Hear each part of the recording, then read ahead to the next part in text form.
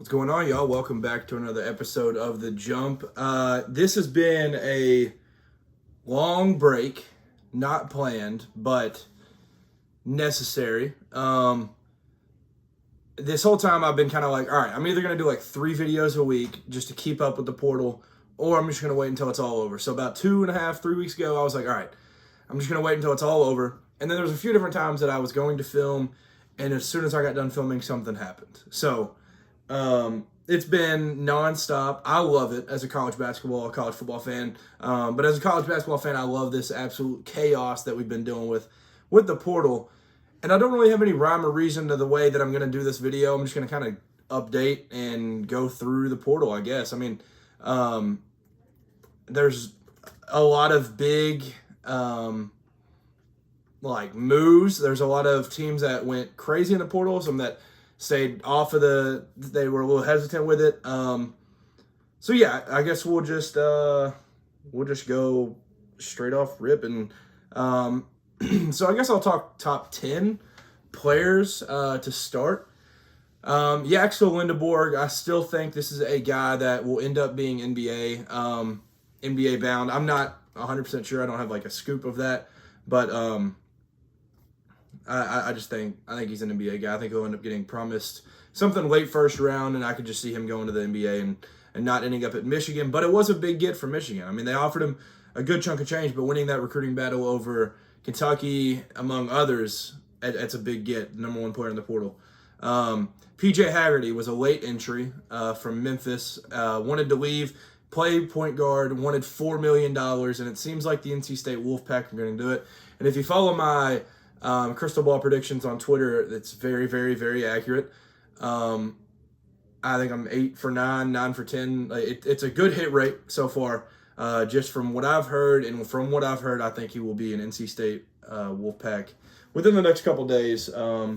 Recording this May 5th, so I expect him to be committed in the next couple days. Point guard from Memphis. I don't need to say too much about PJ Haggerty. One of the best players, led the country in scoring last year, I believe. So, going to be elite wherever he ends up, and I think he'd be great for Will Wade to get this started out there. Bennett Sturts, this was a transfer portal guy. I say that with obviously some sarcasm. He was going to Iowa the whole time. With Ben McCollum going from Drake to Iowa, Bennett Sturts is going to follow. And you can argue he's a better point guard than PJ Haggerty. You could argue he's the best point guard in the country.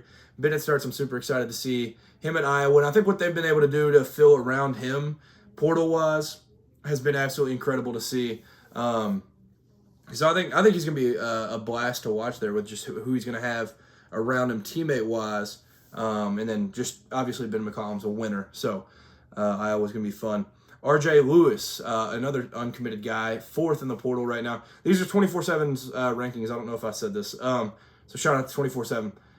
I'm just going off theirs because I don't have like my own ranking. R.J. Lewis, I know there's a few different schools he's considering. I haven't really heard him leaning any certain way.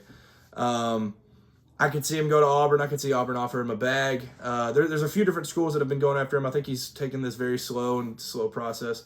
I don't remember his entire NBA, which way he's leaning or anything, but I think he's going to be back in college. I'd like to see him at a place like a Michigan State, somewhere where I know like he's also going to be well coached like he was under Pitino, but where he like rounds out a roster. I don't want him to go and be like the big fish in a small pond.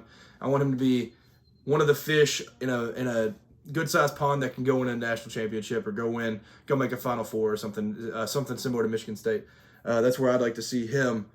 Donovan Dent, the 3rd-ranked point guard in the portal. He was an early guy. Ended up choosing UCLA over Kentucky, going home. Obviously got a bag. One of the best players in the portal. Donovan Dent, big splash. He's gonna be good for UCLA, and excited to see them. Darian Williams, 6th-ranked player in the portal, power forward. From Texas Tech. There for a long time, I thought he was going to stay NBA, but I think from recent reports, he will be coming back to college. I'd like to see him return to Texas Tech. I know that's still on the table. Other than that, I don't really know if there's a certain school that he's been reached out to by a ton, obviously. So he'll be one that's fun to monitor. Jameer Watkins, another guy that'll be, I think, leaning league as a 6'7", just bucket getter, can fill it up. He's the 7th-ranked player in the portal, leaving Florida State. I think he'll end up being NBA, but he could end up going elsewhere. Another guy that I'm very sure will end up being in the NBA draft, Boogie Flan, shockingly leaving Arkansas, but I think this was like kind of coming because Darius Acuff coming in, junior DJ Wagner now. Backcourt's getting a little crowded, so Boogie's out, but I think he's going to end up going to the NBA when it's all said and done. Ian Jackson went back home, the 9th-ranked player in the portal, shooting guard. From New York originally, goes to North Carolina for 1 year, heads back to play for Rick Pitino and St. John's. Super excited for that one. This was an interesting one. Rob Wright. He was, I think he initially put his name into the draft, but then pulled it back out into the portal, and it was BYU right away. I think he got $3.5 million. He's part of a trio that will be getting. That trio alone, him, Richie Saunders, and AJ DeBonta, will be getting over $10 million easily. And that's just 3 guys. But BYU's the team I'm super, super excited for next year with who they're able to return, with Kada coming back, Richie Saunders, tons of bench depth, and they're bringing in shooters, point guards, left and right. So, and then obviously I think, unless I'm losing my mind, I think it'll be, as of right now, I'd say Darren Peterson or Richie Saunders or AJ DeBonta will be the Big 12 Player of the Year next year, just from this early perspective, unless I'm forgetting somebody huge. But Adrian Woolley was another a combo guard, early commit to Louisville. Their first commit, getting him over Alabama and Auburn was a huge pickup. Combo guard from Kennesaw State, super good player. Yeah, he's going to be fun, and it'll be in a backcourt with Michael Brown and an absolutely stacked guard room in Louisville next year. Jaden Quaintance, the 12th-ranked player, leaving Arizona State to Kentucky, where he originally committed. I'll talk about Kentucky's class here in a little bit, same with Louisville. But, yeah, both of those huge commits.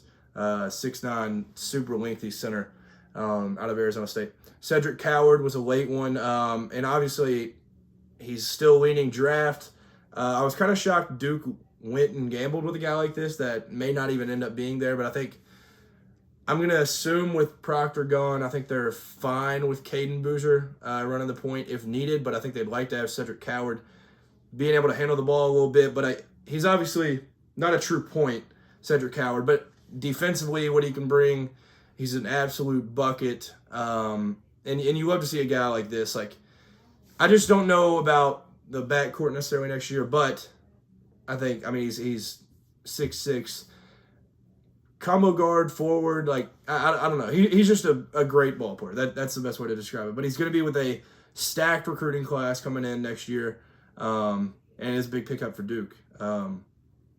But outside of those, I'm not gonna go through just like every single player.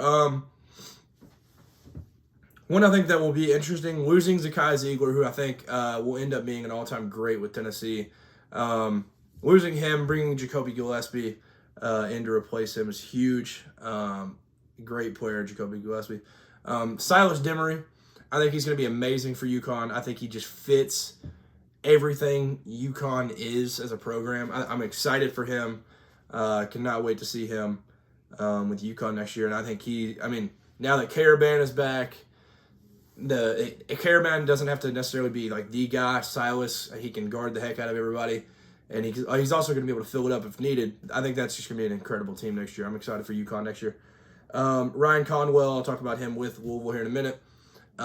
B-Hop, Bryce Hopkins, been around a while. Obviously, hopefully, fingers crossed, he stays healthy next year. He's going to St. John's, staying in the Big East, going to play for Mr. Pitino. Keyshawn Hall was a big pickup for Auburn. That was their first guy that they got. Huge pickup. Guy can score a lot. I honestly thought he was going to lead NBA a little bit longer, or at least, work with it a little bit. But no, he pulled his name out quick, going to Auburn next year.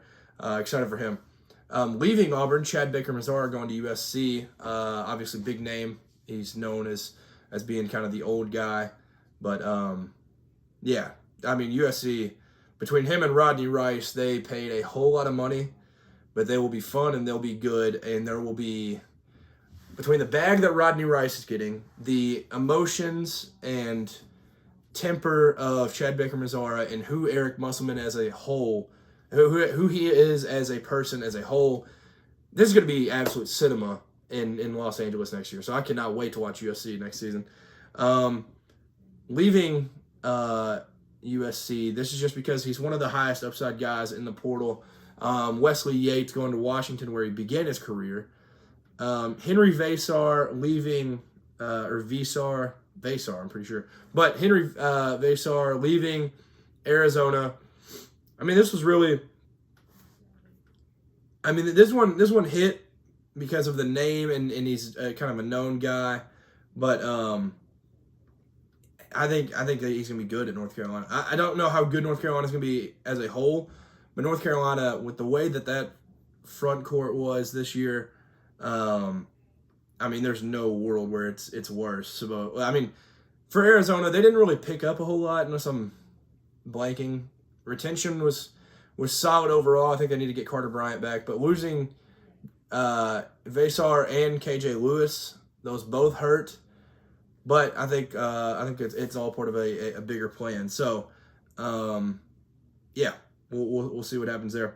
One of the big kind of drama-filled ones was Lamar Wilkerson, one of the best, probably the best shooter in the portal from Sam Houston State, choosing Indiana over Kentucky, and everybody had picked Kentucky to win this kid. So that was one of the shocking ones. Owen Freeman, along with Josh Dix, both going to Creighton. So the teammates are following each other. They're going to be a blast. Andre Stojakovic, going with the entire European team to Illinois, going to play for Brad Underwood. They'll be very good. I mean, there's no world where they end up being bad, but it'll be interesting. It'll be fun to follow. Xavier Lee, he'll be incredible at Florida. I just don't know, with them losing Aberdeen, with just who they lost to the portal versus who they brought in. I'm just not completely sure how all of that's going to mesh, because one of the biggest things last year was the retention and continuity of that team.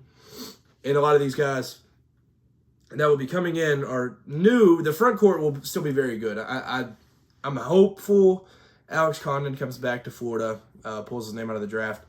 Thomas Houck already did. I think, is Handlockton back still? I think. But nonetheless, the front court will be good.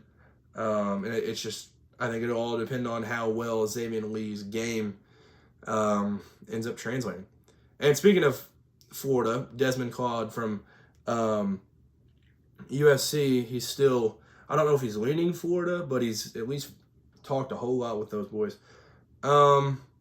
Oscar Clough going to Purdue. That's enough to make Purdue my number one team next year, with him being just a massive, massive front court piece in general.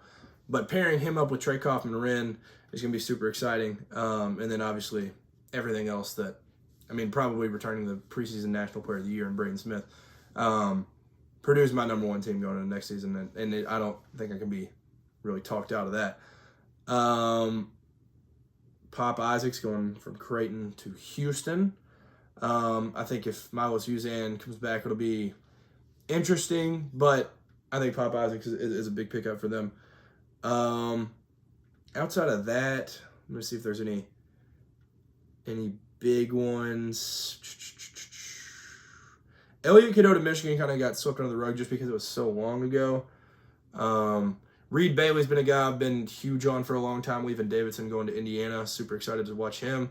Yeah, Malachi Smith leaving Dayton for UConn is another huge one. Absolutely love that. But yeah, Trayson Eaglestaff, his decommitment and commitment was weird. Them leaving South Carolina, going to West Virginia.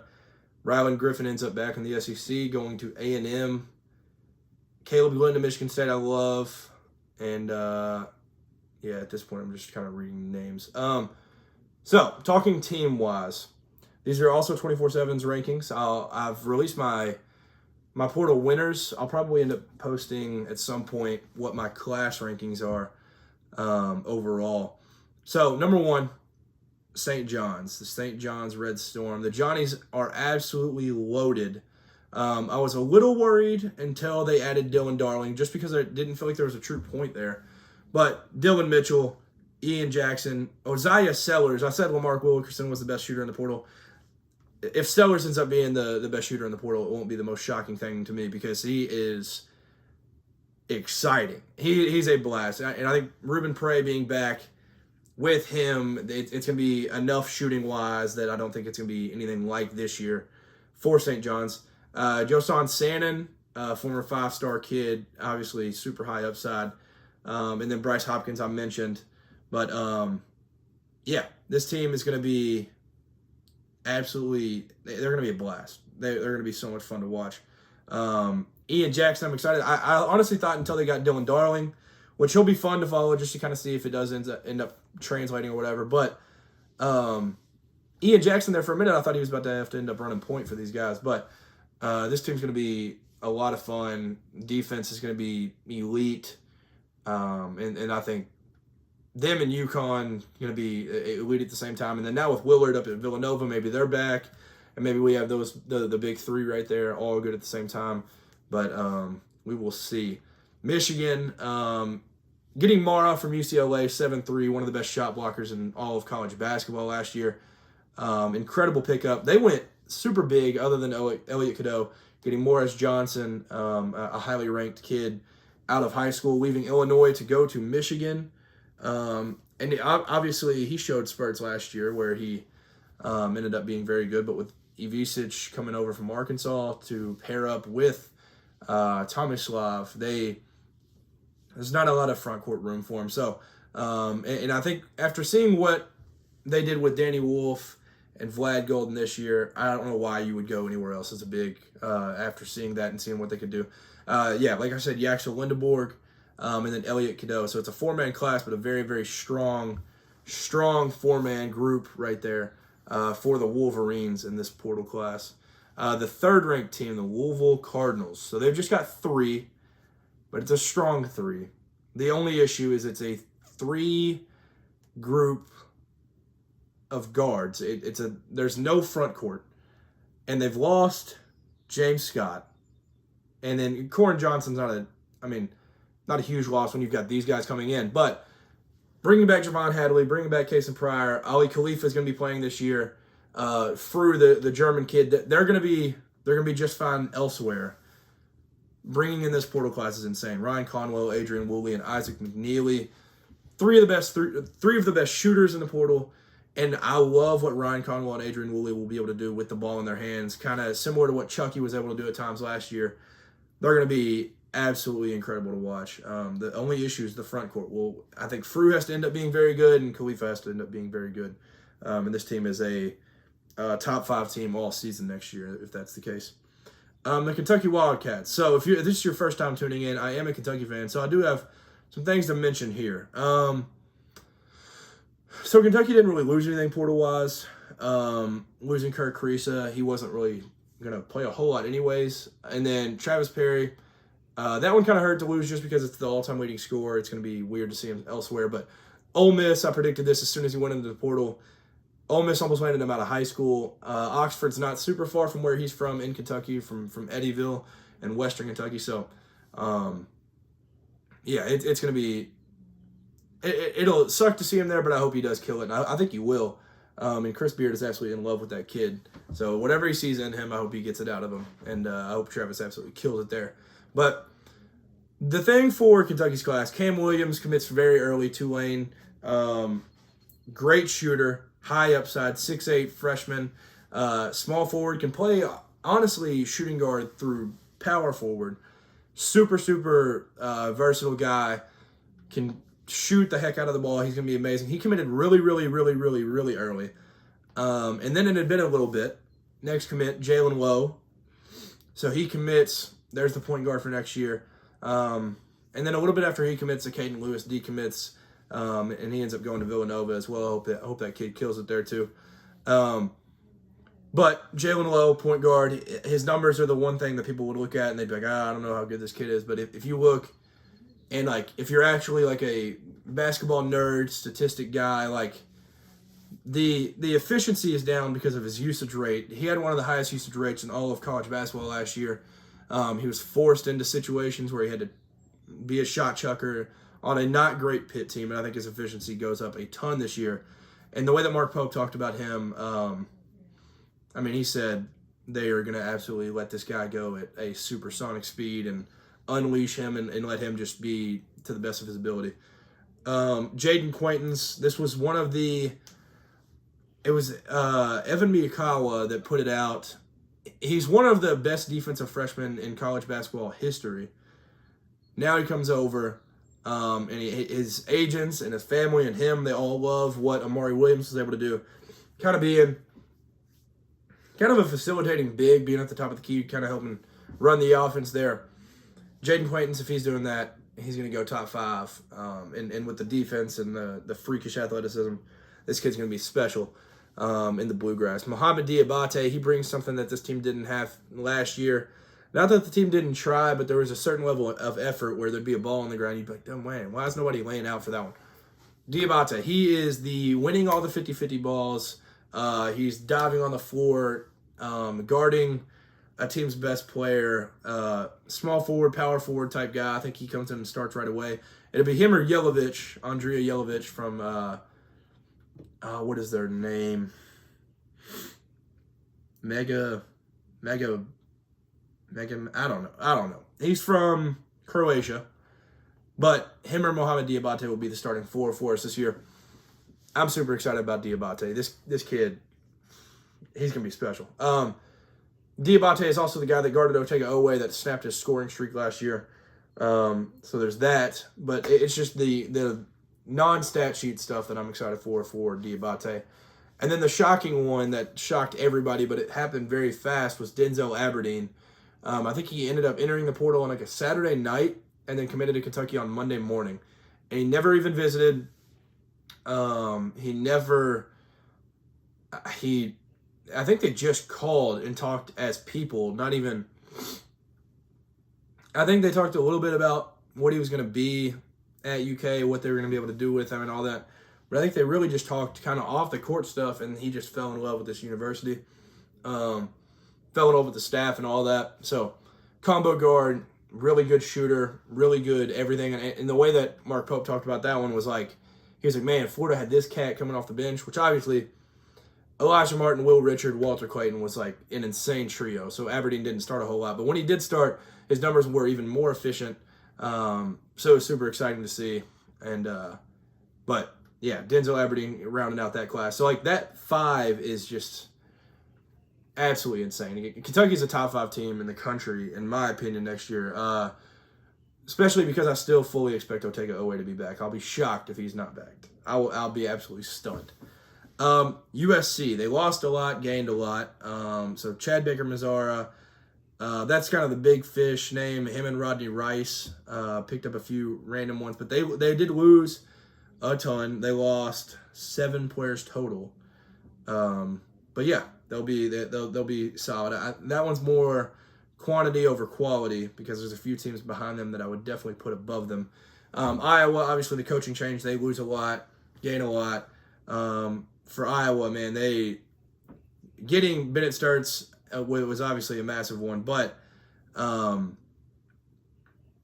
just filling. I mean, they brought a few Drake guys, but Alvaro Fulgaris is a guy I'm very high on from Robert Morris. Getting him was huge in my opinion. I think Iowa's going to be very good. I think they should be above USC on that list. They're 0.8 behind them, but so I'm kind of nitpicking at this point. But one team that kind of got going late was Auburn, getting Kevin Overton late. Keyshawn Murphy and Keyshawn Hall were the 2 big ones, and then Elijah Freeman, a D2 kid that I'm super high on from Lincoln Memorial. He'll be a very, very good player for Auburn. I thought Tennessee was going to land him, but Bruce Pearl went in there and took him. So, and the 8th team, Indiana, they've got 10 commitments because of the coaching change, obviously. Reed Bailey, I mentioned. Lamar Wilkerson, I mentioned. Tucker DeVries, obviously coach's son. Everybody knows about him at this point. He's a very, very good player. Josiah Miles is a big pickup, in my opinion. Tayton Connerway, he was Troy Sunbelt, right? Sunbelt Player of the Year. So that's a big pickup. I'm interested to see how it ends up being because I feel like they don't have one true center and one true point guard. Connor Enright and Tayton Conaway are both point guards, but how good are they going to be at this level? We'll have to end up seeing, I guess. But Oklahoma, they've had 4 strong commits. Tay Davis, Nigel Pack, Darian Reed, and Xavier Brown is the latest. But yeah, obviously very, very. Nigel Pack's been a guy that's been around for a little while, but really good player, can fill it up. So excited to see what they're able to do. And then Creighton rounds out the top 10 with 5 commits. They got on it early too. Owen Freeman and Josh Dix, 2 huge names. And then what they're able to retain off of last year's team, and then hitting the foreign route a little bit. But yeah, they'll be very good. And then BYU's got 4 commits now. Like I said, it was Rob Wright early, but who's the kid they just picked up? Now, they only lost Dallin Hall and Cannon Catchings. I mean, I guess it depends who you talk to on whether that's a big loss or not, but I think it's a big get for Georgia nonetheless. But yeah, it's been a fun portal to follow. North Carolina down at 17. I'm higher on them than I think a lot of people are. I think Kyan Evans can be good in that UNC blue. Jaron Stevenson going back home, I think he can be solid. But obviously losing what they've lost is tough to see. Losing Jalen Washington, Ian Jackson, and Elliot Cadeau, and then Powell going to the draft. I think they'll need a lot from Caleb Wilson next year. We'll just put it that way. But yeah, I guess I can't just talk about every team on here. Trying to think if there's any that I'm missing. Yeah, I guess Doug McDaniel, I should mention, is kind of PJ Haggerty's replacement. He was just a recent commitment. Let me just see what the most recent ones are. Shout out to 24/7. They're just doing their thing, bro. Yeah, so there hasn't been a ton. I mean, yesterday Travis Perry was kind of the big one. Outside of that, Adam Miller leaving Arizona State, going to Gonzaga's a big one. But outside of that, not a ton of. Ian Shefflin, that's a really interesting one that I didn't talk about at all. Obviously, a really good 4-year player for Clemson. Switches sports, goes to football. So that'll be. I mean, Jabo Swinney jokingly said earlier in the year he could use some of those football guys on his basketball team, and so I guess he wasn't joking. I guess he was just being completely serious about that. So that'll be an interesting one to follow, I guess. That one's going to be fun. But before I get out of here, I need to see if there's anything else that I need to just mention. So there's been some college football portal stuff, but I'll probably have an entire separate episode on that. I did note this just because the Kentucky-Arkansas trade-off has been absolutely incredible. Like Malik Ewan, Nick Pringle, both going to Arkansas, rounding out that roster. Arkansas is going to be a very, very, very, very, very good team next year. Kentucky will also be very good. The money is better in both situations now. Calipari was having to beg for money at Kentucky. Now with this rejuvenated fan base, hyped up fan base, that what Pope's been able to do year one, the money is there, and Kentucky is rumored to have the most expensive roster in all of college basketball this year. So the money is not hard to find now in Lexington. And then Tyson Chicken paying all that money for John Calipari. They're there to pay whatever he needs. So the money is better in both situations, and both programs are in better situations now. The one thing I mentioned Denzel Aberdeen. This was kind of the one that, like, I was kind of upset just to see the national view of his commitment to Kentucky. They were like, all right, this is a Florida kid that won a national championship for his home state, is going to be a starter there next year, and then leaves to go to a conference rival. Yes, okay. But priorities matter. Florida is a football school, and they give more money to football. The money wasn't there for Aberdeen. He's going to be a senior. Why not go to a place that will, obviously, it will, I mean, pull out whatever the best version of you there is offensively. He's going to be a great player at Kentucky. He's also getting more money at Kentucky. Just saying. I think it's going to be amazing. So, other than that, Yeah, I don't need to talk about that. I did mention who should be preseason number one. I said it's Purdue. I don't think there's a question about it. I mean, Texas Tech has an argument. JT Toppin and Christian Anderson, who thinks is going to take another big leap going into next year. They have an argument. JoJo Tugler, Emmanuel Sharp, Pop Isaacs for Houston. Stacked little team right there. Houston's got an argument. I think Houston's about 2. I think Texas Tech might be 3 or 4. St. John's is whatever 3 or 4. That's not those. And I think Kentucky's in this group. Yeah, St. John's, B-Hop, Shannon, Zuby Ejiofor's back. They've got an argument as well. So, but I think it's Purdue. I don't understand why. I mean, it's a debate. There's obviously people on both sides, but I don't understand how there is not a consensus. Purdue's the best team in the country going into next season. Like, they've got to be. There's no world where they're not. But lastly, I did put this on here. It's been a minute since this happened, but I do need to mention it just because this is a legend. Like, I always thought that my dad and grandpa were kind of joking, and it was crazy that they had this this type of feeling when there'd be the passing or the retirement of certain commentators and sports media people. I thought it was crazy. But here we are. Lee Corso. I felt these feelings with Dick Vitale having to miss and be out with cancer and different things. Lee Corso retiring. He'll go to week 1 next year. I hope he goes to Ohio State, but he also is a Florida State guy, so he could end up going to Florida State. I don't know. But his retirement, man. That guy was a part of my childhood for as long as I can remember. And honestly, your Saturday didn't get started until he put the head on of the game day mascot and whoever he was picking. This guy, what Kirk Herbstreit and him have been able to be for the past few years is super inspiring to me just as a human being. Like, what Kirk's been able to do to watch after him in these early Saturday morning videos that Kirk takes. Lee Corso, man, what an angel, absolute legend of the game. He will be missed once he's done there, and man, once he puts that last head on, I might shed some tears. So, what a special, special, special human being. We've been blessed. That's the coach, as everybody calls him.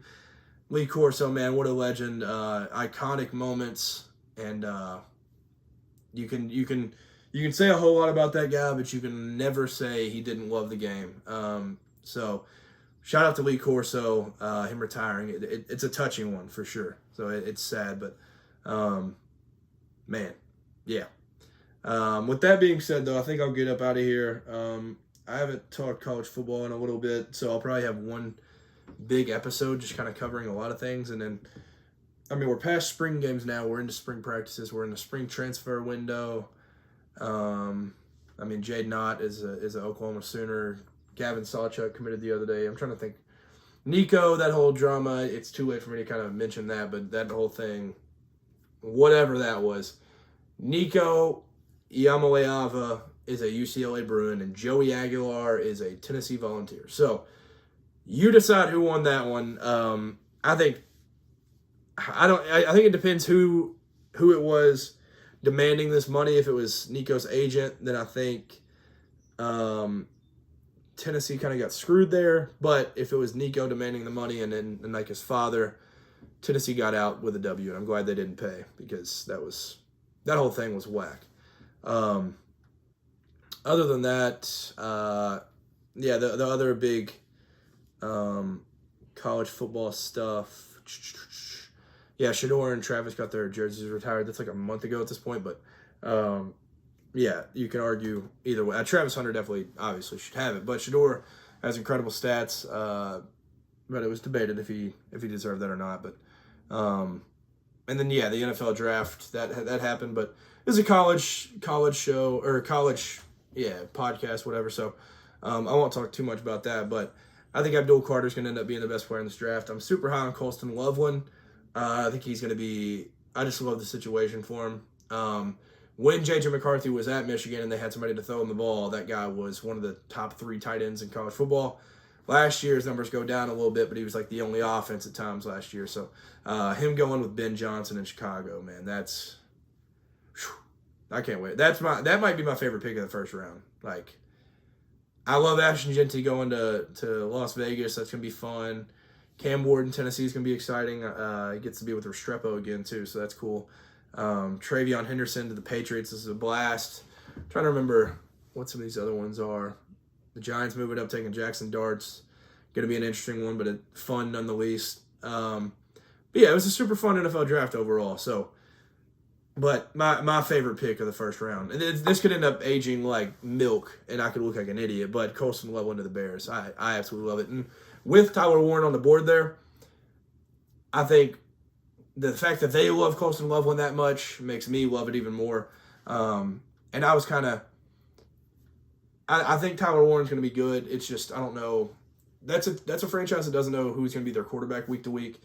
So I'm excited about Colston Loveland to the Bears. That's my one takeaway. So if you get anything from this, I love college basketball, and I love following this transfer portal, and I tried to kind of sum up as much as I could.